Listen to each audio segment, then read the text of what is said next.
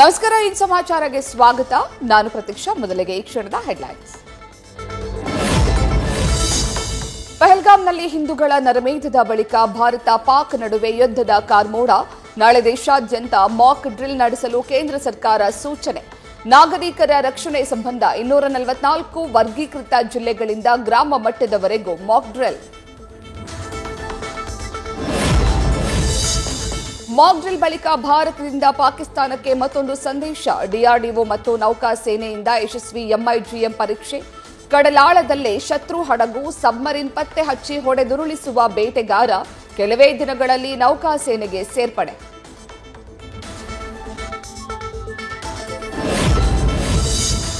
ಯುದ್ಧ ನಡೆದರೆ ಭಾರತಕ್ಕೆ ವಿಶ್ವಸಂಸ್ಥೆ ಭದ್ರತಾ ಮಂಡಳಿ ಬೆಂಬಲ. 15 ಸದಸ್ಯ ರಾಷ್ಟ್ರಗಳಲ್ಲಿ 13 ರಾಷ್ಟ್ರಗಳು ಭಾರತಕ್ಕೆ ಸಾಥ್.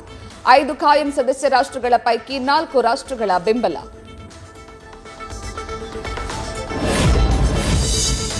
ಪಾಕ್ಗೆ ಚೀನಾ ಬೆಂಬಲಿಸಿದರೆ ಭಾರತಕ್ಕೆ ರಷ್ಯಾ ಸಾಥ್. ಉಗ್ರರ ವಿರುದ್ಧದ ಹೋರಾಟದಲ್ಲಿ ಭಾರತಕ್ಕೆ ಸಂಪೂರ್ಣ ಬೆಂಬಲ.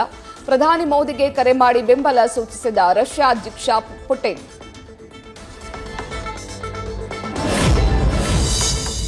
ಭಾರತದ ವಿರುದ್ಧ ಉಗ್ರರನ್ನ ಛೂ ಬಿಡುವ ಪಾಕ್ಗೆ ತನ್ನದೇ ಜನರಿಂದ ತೀವ್ರ ವಿರೋಧ. ನಾವು ಭಾರತದ ಜೊತೆ ನಿಲ್ಲಬೇಕೆಂದು ಪಶ್ತೂನ್ ಮುಸ್ಲಿಮರಿಗೆ ಕರೆ. ಜೈಲಲ್ಲಿದ್ದಾಗ ಭಾರತ ಪಾಕ್ ಮೇಲೆ ದಾಳಿ ಮಾಡಲೆಂದು ಪ್ರಾರ್ಥಿಸ್ತಾ ಇದೆ ಎಂದ ಇಸ್ಲಾಮಿಕ್ ಧರ್ಮ ಪ್ರಚಾರಕ.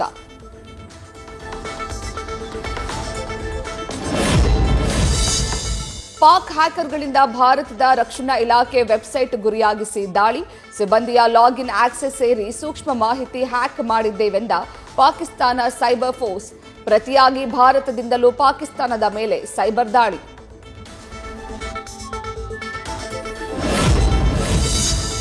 ಪಹಲ್ಗಾಮ್ ದಾಳಿ ಖಂಡಿಸಿ ರಸ್ತೆಗೆ ಪಾಕ್ ಧ್ವಜ ಅಂಟಿಸಿದವರಿಗೆ ಪೊಲೀಸರಿಂದ ನೋಟಿಸ್. ಬೀದರ್ನ ಬಿಜೆಪಿ ಮುಖಂಡ ಸಂತೋಷ್ ಬಿರಾದಾರ್ಗೆ ವಿಚಾರಣೆಗೆ ಹಾಜರಾಗಲು ಸೂಚನೆ. ಶತ್ರುವಿನ ವಿರುದ್ಧ ಪ್ರತಿಭಟಿಸಿದರೆ ತಪ್ಪೇನೆಂದು ರಾಜ್ಯ ಕಾಂಗ್ರೆಸ್ ಸರ್ಕಾರದ ವಿರುದ್ಧ ಆಕ್ರೋಶ.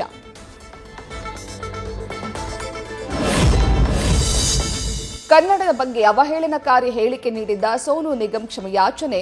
ಕನ್ನಡ ಚಿತ್ರರಂಗ ತನ್ನನ್ನ ಬ್ಯಾನ್ ಮಾಡ್ತಿದ್ದಂತೆ ಎಚ್ಚೆತ್ತು ಕ್ಷಮೆ. ನಿಮ್ಮ ಮೇಲಿನ ಪ್ರೀತಿ ನನ್ನ ಅಹಂಗಿಂತ ದೊಡ್ಡದು ಅಂತ ಕನ್ನಡಿಗರ ಬಳಿ ಕ್ಷಮೆಯಾಚನೆ.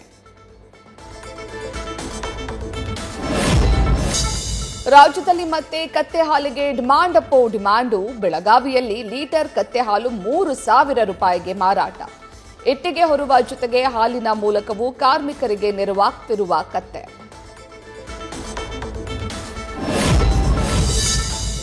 ಕರ್ತವ್ಯಕ್ಕೆ ಕರಿಬ್ಯಾಡ್ರಿ, ಪಾರ್ಟಿಗೆ ಮರಿಬ್ಯಾಡ್ರಿ. ಗದಗ ಆರ್ಟಿಒ ಅಧಿಕಾರಿಗಳು ಹಾಗೂ ಸಿಬ್ಬಂದಿ ಕೆಲಸ ಬಿಟ್ಟು ಪಾರ್ಟಿಯಲ್ಲಿ ಮೋಜು ಮಸ್ತಿ. ಸಿಬ್ಬಂದಿಗಾಗಿ 4 ಗಂಟೆ ಕಾದು ಕಾದು ಆಕ್ರೋಶ ವ್ಯಕ್ತಪಡಿಸಿದ ಜನ.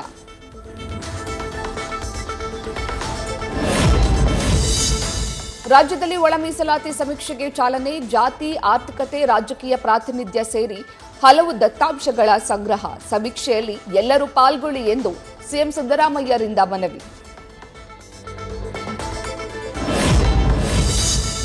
ವಕ್ಫ್ ಕಾಯ್ದೆ ವಿಚಾರಣೆ ನೂತನ ಸಿಜೆಐ ಹೆಗಲಿಗೆ.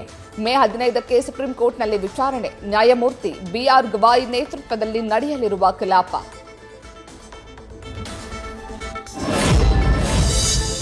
ಕುಡಿಯುವ ನೀರಿನ ನಿರ್ವಹಣೆಗೆ ಯಾವುದೇ ಹಣಕಾಸಿನ ಕೊರತೆ ಇಲ್ಲ. ಶುದ್ಧ ಕುಡಿಯುವ ನೀರಿಗೆ ಒಂದೇ ಒಂದು ಗ್ರಾಮದಲ್ಲೂ ಸಮಸ್ಯೆ ಆಗಬಾರದು. ಜಿಲ್ಲಾಧಿಕಾರಿಗಳಿಗೆ, ಜಿಲ್ಲಾ ಉಸ್ತುವಾರಿ ಕಾರ್ಯದರ್ಶಿಗಳಿಗೆ ಸಿಎಂ ಸಿದ್ದರಾಮಯ್ಯ ಖಡಕ್ ಸೂಚನೆ.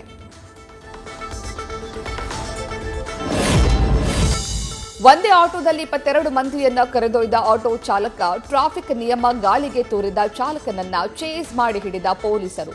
ಆಟೋ ವಶಕ್ಕೆ ಪಡೆದು ಬಿಸಿ ಮುಟ್ಟಿಸಿದ ಉತ್ತರ ಪ್ರದೇಶದ ಟ್ರಾಫಿಕ್ ಪೊಲೀಸ್. ದೆಹಲಿ ವಿರುದ್ಧ ಸುಲಭವಾದ ಗೆಲುವಿನ ನಿರೀಕ್ಷೆಯಲ್ಲಿದ್ದ ಹೈದರಾಬಾದ್ಗೆ ಮಳೆಯಿಂದ ನಿರಾಸೆ. ಧಾರಾಕಾರ ಮಳೆಯಿಂದ ಪಂದ್ಯ ರದ್ದಾಗಿ ಅಂಕ ಹಂಚಿಕೆ. ಪ್ಲೇ ಆಫ್ನಿಂದ ಹೊರನಡೆದ ಸನ್ರೈಸರ್ಸ್ ಹೈದರಾಬಾದ್. ನ್ಯೂಸ್ ಫಸ್ಟ್, ನಿರ್ಭೀತಿಯಿಂದ ನಿಮ್ಮ ಪರವಾಗಿ.